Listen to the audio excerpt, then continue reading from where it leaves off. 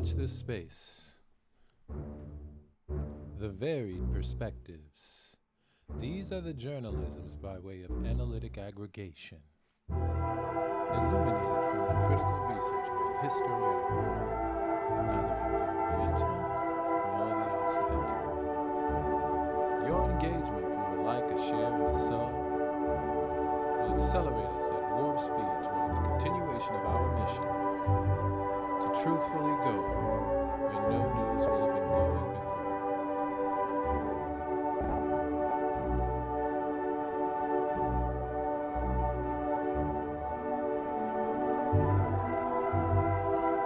Engage impulse engines. Engage. Engage. Engage. Engage. Engage. Engage.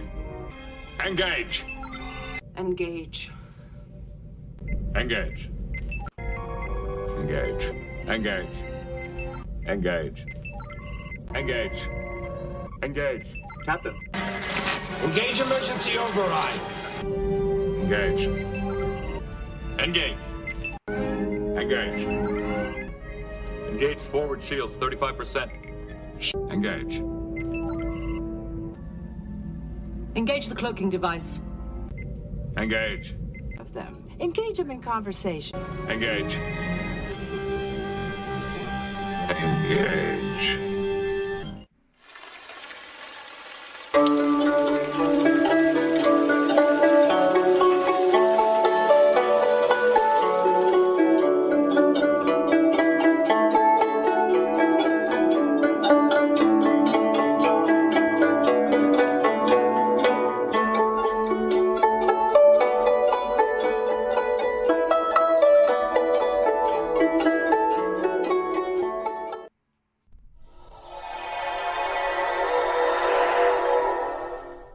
Zionist occupation forces storm Al-Aqsa. Watch this space.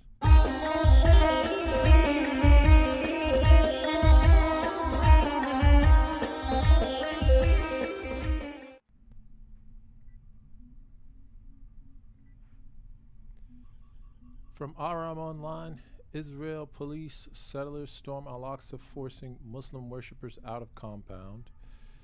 Zionist settlers guarded by police broke into the Al-Aqsa mosque compound in occupied Jerusalem on Sunday.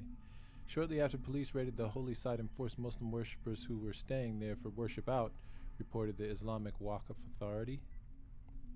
The Jordan-run Islamic Waqf Authority in charge of the holy site said scores of Zionist occupiers entered the compound through the Moroccan gate in groups and performed rituals there under the protection of Zionist police officers. Late on Saturday, Zionist police officers forcibly entered the compound and removed hundreds of of Muslim worshippers, while also arresting at least 2 worshippers, Palestinian news agency Wafa reported. On Sunday morning, Zionist forces were deployed in the compound and at its gates to secure the occupiers' incursions amid growing restrictions on worshippers entering the mosque.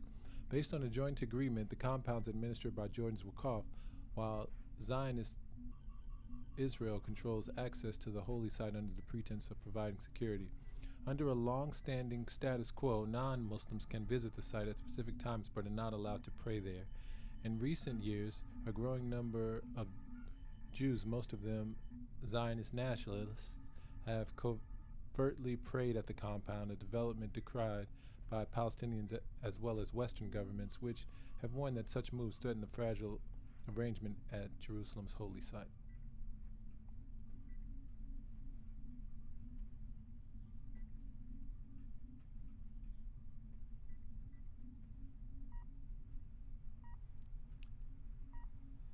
This is the latest episode in an ongoing wave of occupier terrorism targeting the Palestinian communities in the occupied Al-Quds and the West Bank.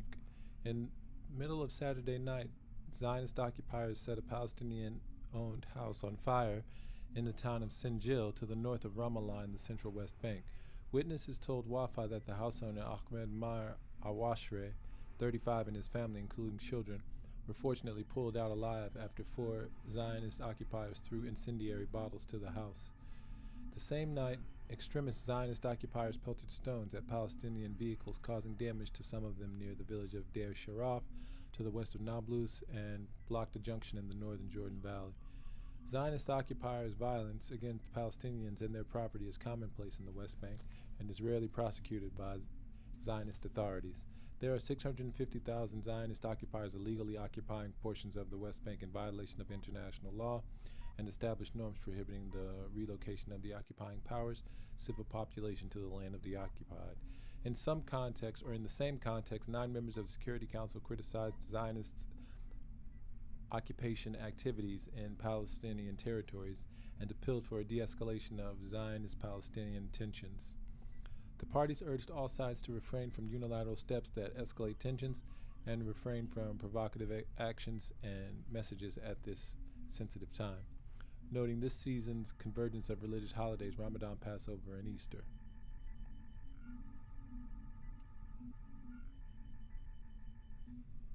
And from Ikna.ir, Hamas denounced Zionist regime's desecration of Al-Aqsa Mosque.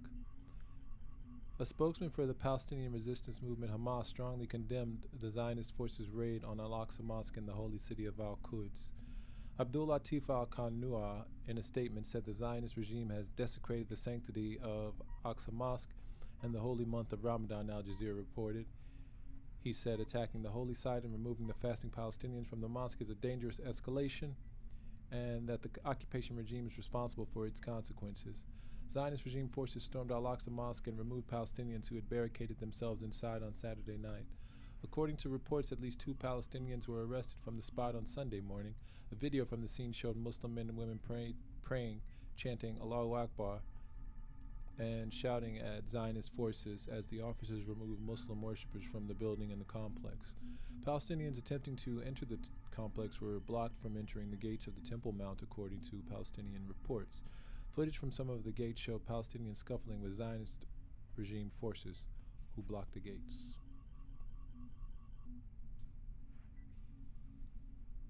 From Roya News, dozens of settlers storm Al-Aqsa Mosque. Dozens of settlers stormed the Blessed Al-Aqsa Mosque in occupied Jerusalem on Sunday. In a statement, the Islamic Al-Qaf and Al-Aqsa Affairs Department in Jerusalem said that the radical occupiers carried out the raids through Magara Bay Gate. The statement added that this was done under heavy protection from the Zionist occupation forces.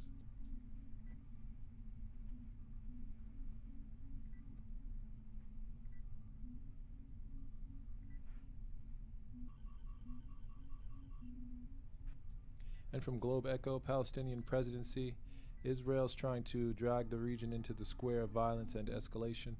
Today, Sunday, the Palestinian presidency accused the Zionist government of trying to drag the region into the square of violence and escalation by escalating its war against the Palestinian people, killing, burning, genocide, and incursions into sanctities. In a statement, presidential spokesman Nabil Abu Rudaina held the Zionist government fully responsible for the dangerous escalation against the Palestinian people, their land, and sanctities. Abu Rudaina denounced the burning of a Palestinian house from the town of Sinjil in Ramallah by extremist settlers and the Zionist police storming the Al-Qibla prayer hall in the Blessed Al-Aqsa Mosque and attacking those who are in Itika. He stressed that the regional and international parties that sought to prevent escalation and tension must intervene and bridle the government of extremism in Zionist Israel and pressure it to stop these escalating attacks during the month of Ramadan before the region explodes. According to Palestinian sources, unknown persons believed to be Zionist settlers burned at dawn today an inhabited house in the town of Sinjil north of Ramallah using incendiary materials without causing any injuries. Meanwhile, the Palestinian Ministry of Foreign Affairs and expatriates held the Zionist government fully and directly responsible for its continued aggression against Al-Aqsa Mosque and its worshippers, and considered its dangerous escalation in the situation on the conflict arena. In a statement, the ministry condemned the continuous provocation incursions into Al-Aqsa Mosque and its courtyards by extremist settlers, and the continuous incitement calls to intensify the mobilization of the intruders. The Zionist police also condemned the forcible eviction of worshippers in Itikaf from Al-Aqsa Mosque last night and the attack on them, and considered this a real crime and an offense against the sanctity of Al-Aqsa Mosque, its courtyards, and the sanctity of the month of Ramadan. The Palestinian Foreign Ministry called for a practical and effective international stance to force the Zionist government to abide by the signed agreements and stop targeting Al-Quds and its sanctities, foremost of which is the Al-Aqsa Mosque, before it's too late. From the Gulf Times, Palestinian Foreign Ministry holds occupation government responsible for continued aggression against Al-Aqsa. The Palestinian Foreign Ministry held the Zionist government fully and directly responsible for its continued aggression against Al-Aqsa Mosque and its worshippers, considering it a dangerous escalation in the situation in the conflict area. In a statement on Sunday, the Palestinian Foreign Ministry condemned the continuous provocative incursions into Al-Aqsa Mosque and its courtyard by extremist settlers, and the continuous incitement caused to intensify the mobilization of the intruders. The ministry also condemned the occupation police's removal and expulsion of worshippers by force and assaulting them, and considered it a real crime and an offense against the security of Al-Aqsa Mosque and its courtyards, as well as the sanctity of the holy month of Ramadan. The Zionist government, which preceded the holy month with a campaign of incitement against the Palestinian people under the pretext of warning of an escalation of violence during the month of Ramadan, reveals once again its plans to use those incitement campaigns to escalate its aggression against the Palestinian people, as well as its raids and targeting of Al-Aqsa Mosque with the aim of perpetuating its temporal division by dividing it spatially, if not completely demolishing it. The Palestinian Foreign Ministry called for a practical and effective international stance to compel the Zionist government to abide by the signed agreements and to stop targeting occupied Al-Quds and its sanctities, foremost of which is Al-Aqsa Mosque, before it's too late.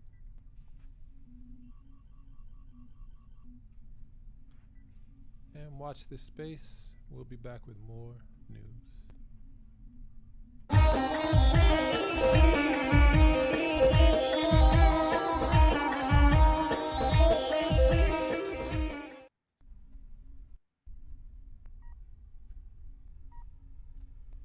Zionist Defense Minister calls for halt to judicial reform. Zionist Defense Minister Yoav Gallant called on the government on Saturday to halt the judicial reform, stating that the bitter dispute over the measure poses a danger to national security, Reuters news agency reported. The deepening split is seeping into the military and security agencies that's clear, immediate, and real danger to Zionist securities. I'll now facilitate this, Gallant said in a brief televised statement. Though others in the far-right governing coalition have voiced some misgivings about the contentious judicial shakeup, Gallant's with the first clear public objection by a senior cabinet member. Legislation at this time must be stopped, Gallant said. At least two fellow Likud party lawmakers, Yuli Edelstein and David Baton, came out in support of Gallant and echoed his call for justice reforms to indeed be made, but with broad agreement. It was unclear whether Zionist Prime Minister Benjamin Netanyahu, wrapping up a visit to London and aiming to finalize legislation on at least one bill in the coming week, would heed their call. Netanyahu, on trial for corruption, which he denies is under pressure from others in his cabinet who want him to proceed this week for a bill that would grant the ruling coalition more sway in selecting judges, which critics say would undermine judicial independence. Despite Netanyahu's pledge this week to enshrine civil rights and law and deter some chapters of the overhaul during Parliament's April recess, the opposition does not seem to have weakened. Zionist media said around 200,000 Israelis rallied against the plan in Tel Aviv on Saturday, with tens of thousands more across the country. And from Hamodia, amid calls for firing, Gallant visits wounded soldiers in hospital.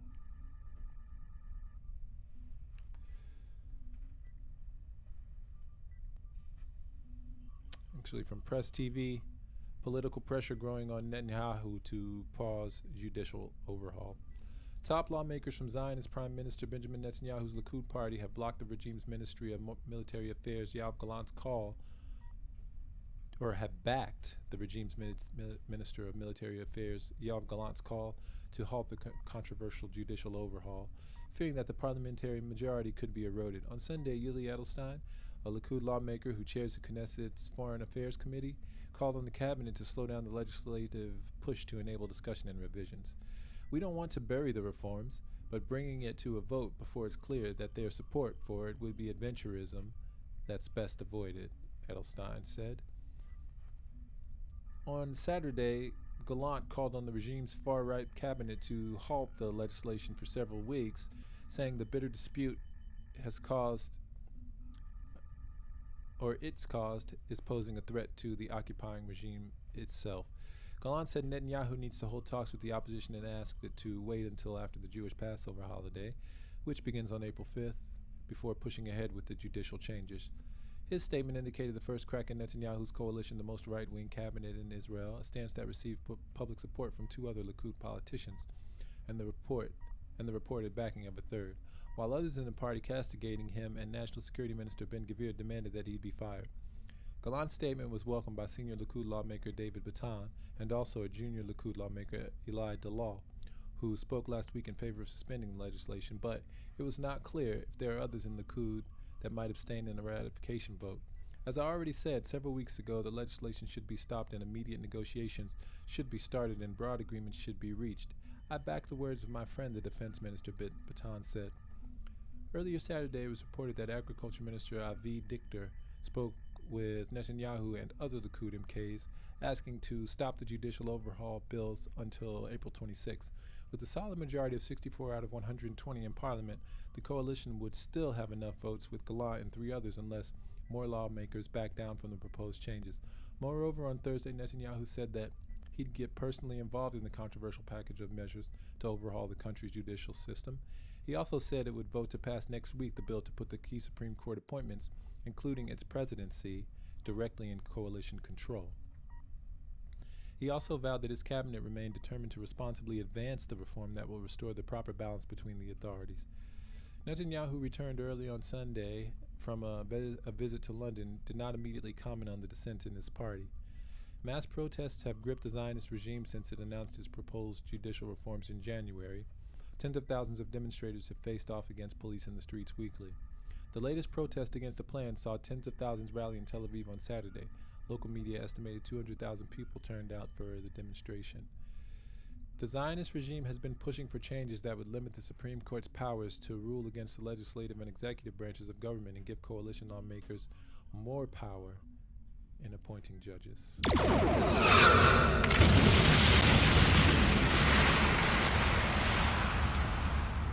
And critics say the changes will weaken the courts and hand unbridled power to the regime, endangering rights and liberties with catastrophic effects on the economy.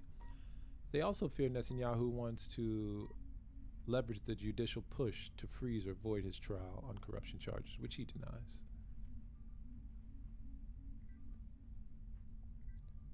And from Transcontinental Times, Israeli Defense Minister urges to halt legal reform. Yoav Gallant, the Israeli Defense Minister, has called on Benjamin Netanyahu, the Prime Minister, to halt his divisive plans to reform the legal system. He intervened as Zionists opposed the changes, and he conducted nationwide protests for the 12th consecutive week, or they conducted nationwide protests for the 12th consecutive week. Gallant added his voice to the cautions that the crisis is creating social unrest and might jeopardize Israel's security. However, Netanyahu has so far defied calls to halt the reform.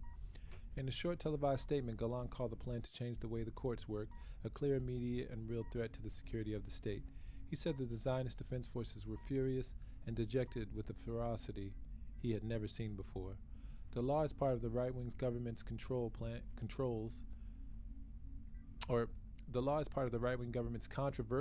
to limit the power of the courts. This plan's led to months of protests. The decisions of the Supreme Court will be reviewed by Parliament, which critics say will hurt the independence of the courts and could be used for political purposes. But Netanyahu says the changes are intended to stop courts from overreaching their authorities and that they were voted for by the populace at the most recent election.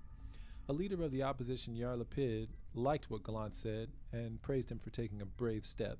However, Itamar Ben-Gvir, the far-right police minister, urged Prime Minister Netanyahu to dismiss the defense minister, stating that he had caved into pressure from the opposition.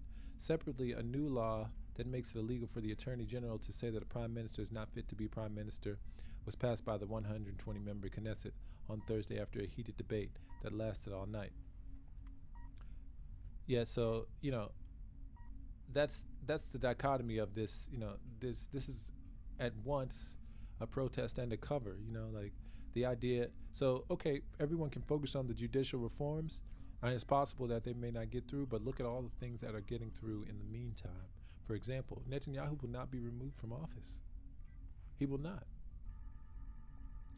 It says that only the prime minister or 3/4 of his or her cabinet can say that someone's too sick or crazy to hold office. Netanyahu's on trial for allegations of bribery, breach of trust, fraud in 3 cases. He refutes any wrongdoing and claims he's a victim of a witch hunt.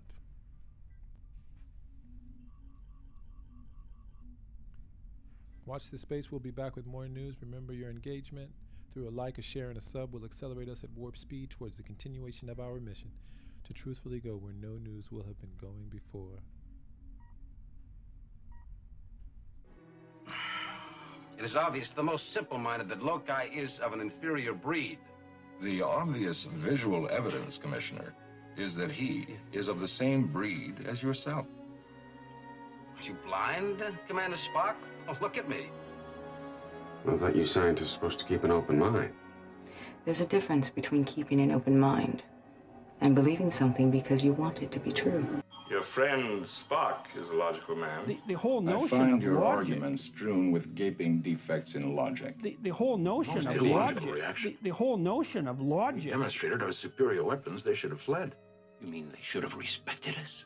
Of course. Mr. Spock, respect is a rational process. Did it ever occur to you they might react emotionally? With anger? Doctor, I'm not responsible for their unpredictability. You do not think like the others. There are no colors to your patterns of logic. There's only The whole black notion and of white. logic. Logical. The Unemotional. whole notion of Completely logic. pragmatic. And we poor irrational humans whipped them in a fair fight. Now you'll find yourself back among us illogical humans again. The whole Which I notion find of eminently logic. satisfactory, Doctor. For nowhere am I so desperately needed. Because she feels. I don't. All I know The is whole logic. notion of logic. Will you try to understand how we feel about our life here? About each other? Emotions are alien to me. I'm a scientist. You're gonna The leave whole here notion without of logic. run off on some wild goose chase halfway across the galaxy just because you found a discrepancy in a hydrogen cloud? Doctor, I'm chasing the captain, Lieutenant Uhura, and Ensign Chekhov, not some wild aquatic fowl. Mr. Spock, you have a remarkably logical and analytical mind. Thank you. I prefer the concrete, the graspable, the provable. You'd make a splendid computer, Mr. Spock.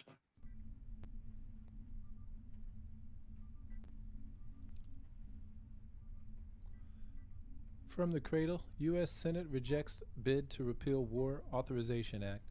The authorization for use of military force has allowed U.S. presidents to justify military interventions in at least 22 countries over the past decades. The U.S. Senate overwhelmingly voted this week to reject the War Authorization Act from 2001, which has given U.S. presidents sweeping powers to justify military interventions in at least 22 countries. The amendment to rescind the 2001 authorization for use of military force, AUMF, was introduced by Republican Senator Rand Paul on the 20th anniversary of the U.S. invasion of Iraq, but received only 9 votes in favor and 86 against during a session on 22 March. Today I offered the U.S. Senate a chance to repeal the 9/11/2001 authorization for war to reclaim our constitutional power and send a message to the world that we are a nation of peace, Paul said in a statement after the vote. We should have risen above symbolism and shown our respect for the Constitution, our fealty to the rule of law, and our sincere desire that peace, not perpetual war, be our legacy, he added. The AUMF was signed into law on 18 September 2001 by former U.S. President George W. Bush in response to the 11 September attacks and provided the president with great authority to use military force without the approval of Congress. According to the Congressional Research Service, the law was used to justify more than 40 military interventions overseas in at least 22 countries. Despite the rejection of the amendment, Senator Paul vowed to continue his efforts to repeal the law and limit the president's power as originally stated in the U.S. Constitution. Released last November by the New York University School of Law's Brennan Center for Justice revealed how the Pentagon has been using post-9/11 laws to covertly deploy troops and wage wars in dozens of countries across the globe secretly. Known as Security Cooperation Authorities, they were passed by the U.S. Congress in the years following the 11 September attacks and are a continuation of the 2001 AUMF. Among the nations in West Asia affected by those security cooperation authorities are Lebanon, Iraq, Syria, and Yemen. However, they're also including Africa and Latin American nations. Earlier this month, a war powers resolution that would have ended the U.S. Army's illegal occupation of Syria was struck down by the House of Representatives in a 103 to 321 vote. The bill, introduced late last month by Republican Matt Gaetz, garnered the support of 47 Republicans and 56 Democrats, including several members of the Congressional Progressive Caucus. From Press TV, U.S. Senate rejects bid to repeal Bush-era war authorization legislation. U.S. President in past decades have cited the same bill as legal backing for dozens of military interventions around the world for more than 20 years. Introduced by Republican Senator Rand Paul to mark the 20th anniversary of the U.S. invasion of Iraq, an amendment to rescind the 2001 authorization for use of military force was rejected in an 86 against 9 vote this week. Just 4 lawmakers from each party, plus independent Senator Bernie Sanders, supported the legislation. Today, I offer the U.S. Senate a chance to repeal the 9/11/2001 authorization for a war to reclaim our constitutional power and send a message to the world that we are a nation of peace, Paul said in a statement after the vote on Wednesday. We should have risen above symbolism and shown our respect for the Constitution, our fealty to the rule of law, and our sincere desire that peace and perpetual war be our legacy. Or that peace, not perpetual war, be our legacy. Paul wrote in an earlier remark posted on Twitter that several U.S. presidents had abused the war authorization bill. It was originally intended to go after those who attacked U.S. on 9/11, yet presidents have for over 2 decades abused the AUMF to justify military operations in at least 22 countries and against groups that did not exist on 9/11, Paul tweeted. Following the September 11, 2001 terror attacks, then President George W. Bush passed a law in Congress and signed it just days later on September 18th, pledging to stamp out global terrorism. Each president since 2001 has used the bill as legal backing for dozens of military interventions across the globe, invoking the Bush-era bill to sanction more than 40 different interventions overseas, according to the Congressional Research Service. The AUMF's been applied entirely in Muslim-majority countries such as Afghanistan, Iraq, Syria, Libya, Somalia, and Yemen, and it's resulted in the deaths of nearly 1 million people, costing more than $8 trillion, according to a 2021 report prepared by Brown University's Cost of War Project.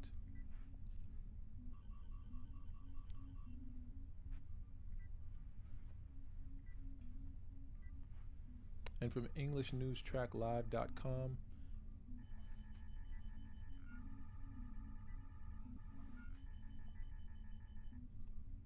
U.S. Senate declines to repeal the 2001 War Powers Act. A proposal to repeal a law from 2001 that was interpreted to give the White House sweeping war powers was overwhelmingly rejected by the U.S. Senate. Over the course of more than 20 years, several presidents have used the same law to justify dozens of military interventions around the world. The amendment to repeal the 2001 authorization for the use of military force, AUMF, proposed by Republican Senator Rand Paul to commemorate the 20th anniversary of the U.S. invasion of Iraq, was defeated this week by a vote of 9 to 86. Senator Bernie Sanders, an independent, was only one of 4 senators from each party to support the bill. Paul said in a statement after Wednesday's vote, "Today I took the opportunity to authorize the U.S. Senate on 9/11/2001 to reclaim our constitutional right to wage war and send a message to the world that we will fight peace is the country of. We should have moved," and you have to excuse the translations here. This is not directly written in English. "We should have moved beyond symbolism and expressed our allegiance to the rule of law, our respect for the Constitution, and our sincere desire that peace, not endless war, will be our legacy." The amendment should have repealed the AUMF after a 6-month period, as well as the authorization for the U.S. war in Afghanistan, which would remain in effect after the troops leave in 2021. After the moderate-leaning Republicans said Congress can actually debate where and how to authorize the future force, on September 18, 2001, President George W. Bush signed the AUMF into law just days after planes hijacked by Al-Qaeda militants brought down the Pentagon in Washington, D.C., and the World Trade Center in New York. According to the Congressional Research Service, although the bill was intended to authorize military action against perpetrators of terrorist attacks, every president since Bush has used it to approve more than 40 different interventions abroad. Although the law does not include the phrase Allied forces, it has been interpreted to justify action against both Al-Qaeda and its affiliates.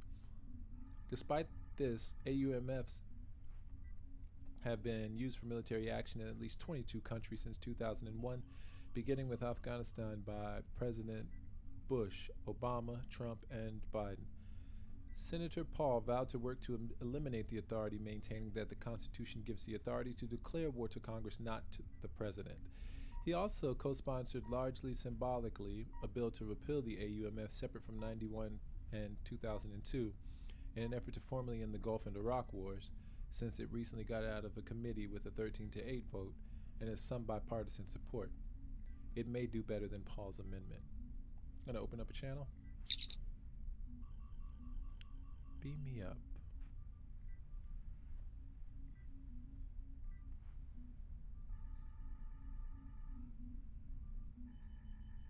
Beam me up, Mr. Spock. Beam me up. Lock on transporters. Beam us up. Beam us up. Quickly. Beam us up home. Beam us up. Prepare to beam us up, Mr. Scott. Beam us up, Mr. Scott. Prepare to beam us up. Scott, prepare to beam us up. Have Scotty beam us up. Beam us up. Beam us up. Scotty, beam us up fast. Stand by to beam us up. Scotty, beam me up. Beam me up. Beam us up now! Stand by to beam us up. No need to beam me up, sir. The situation is under control.